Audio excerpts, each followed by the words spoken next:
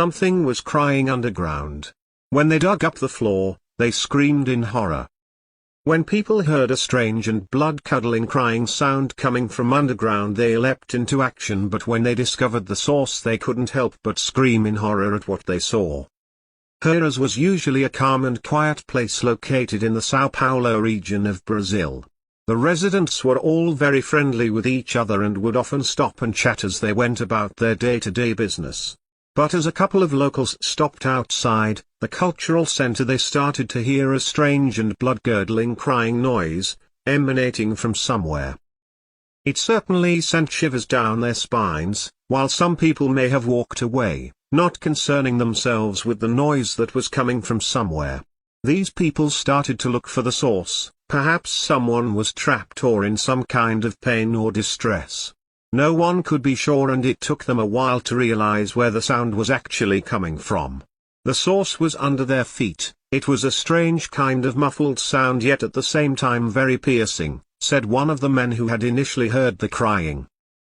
There was something about it that sounded kind of like a baby crying or something like that. That's what sent shivers down my spine.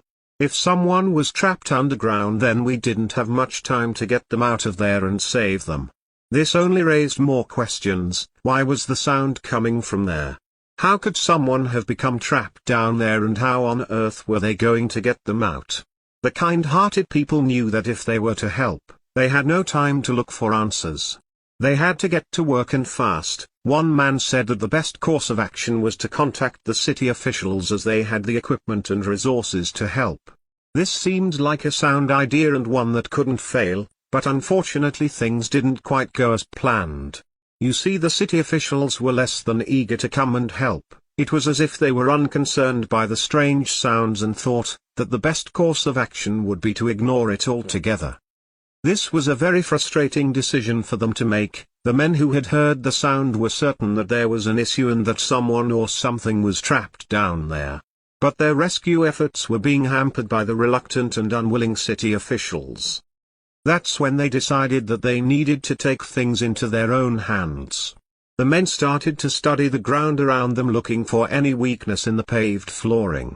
If they could find a way in, then perhaps they could take up the flooring brick by brick until they discovered where the crying was coming from. With no better ideas and the city officials not willing to help, they got to work. It was hard work, reported one of the men. After the event, I don't know if you've ever had to move a ton of bricks quickly and then dig a big hole, but it's tiring, back-breaking work. Had we not been so concerned for the safety of who was down there, we may well have given up. Thankfully, the men weren't alone in their digging endeavors. Workers from a nearby utility company heard of the situation and came out to offer their assistance. The men gladly accepted and let the utility workers get to work, using their specially designed equipment to smash away the flooring and create a large hole. They used a jackhammer to tear up the floor, stopping every 30 seconds or so just to see if the crying was still going on. Bit by bit, inch by inch, they dug a little deeper until the crying became clearer and louder. They were very nearly at the source of the sound, yet still no one knew exactly what they would find down there. Eventually they uncovered a pretty large drainage pipe that was buried a couple of feet below the surface. The noise became even louder as they cleared away the excess dirt and mud that surrounded the pipe, and one of the men pressed his ear to the tube. He could hear movement in there.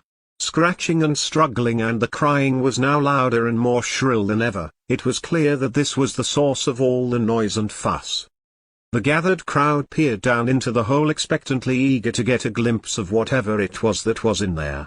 But the walls of the pipe were still too muddy to show them whatever was hiding inside of it. The decision was made to cut the pipe in 2 sections and lift it out, hopefully revealing whatever it was that was in there making all of the noise. The pipe couldn't just be cut anywhere though. They needed to make the incisions a good distance on either side of the noise so as not to hurt or scare whoever or whatever was in there. Thankfully, the utility company workers knew how to do it. They used a special cutting device to cut into the pipe. They took things very slowly, making sure that they were avoiding contact with whoever or whatever was in there. Eventually, the pipe became free and they all started to raise it up towards the surface. The crying was louder than ever, and the men started to reach in and clear some of the dirt and dust that had fallen in during the rescue operation. Once that was done, one man grabbed one of the utility workers' torches and peered into the dark pipe, bracing for whatever he would see in there. But what he saw was far beyond what any of them could have ever imagined. There were several small kittens, all of them bunched together in a big ball, trying to remain as safe as possible. They were clearly scared and very young, and were each letting out a shrill, high-pitched cry. The men actually screamed in horror and scrambled back several steps when they saw the many eyes looking at them. Before regaining their composure and approaching the situation delicately, "None of us could believe what we were seeing," said one of the men, remembering back to the rescue. "We didn't know what to expect, but we certainly didn't anticipate it being a bunch of kittens." Things started to click into place though, and suddenly those cries that we heard really started to sound less human and more cat-like. You could tell that everyone there, me included, was proud of being able to save these little trapped kittens though. They reached in and started to remove the kittens one by one. The tiny little animals were placed into a box with one of the utility workers stroking them and trying to keep them calm. There were a total of 4 kittens in there, each of them more adorable, small and cute than the last. Their tiny bodies were covered in scratches, but none of them looked too sick or weak to survive that horrible ordeal. How they got into that position, no one would ever truly know though. The rescuers had a hunch that perhaps the little kittens had fallen from the roof of a nearby building and into the drainage pipe. Volunteers took the cats into their care after they were checked out by a local vet. Luckily, all of them were relatively fine. Apart from being a little shaken and hungry, they had contracted tetanus from the rusty pipe. The vet cleaned the scratchy wounds on their bodies with disinfectant and administered the medicine they needed to heal. They also required bottle feeding as they were still very young and they needed constant around-the-clock attention. Thankfully, the people living in and around Heroes all donated food and supplies to help rehabilitate the kittens and give them another shot at life. In the meantime, many citizens organized a protest outside the local office of the city officials.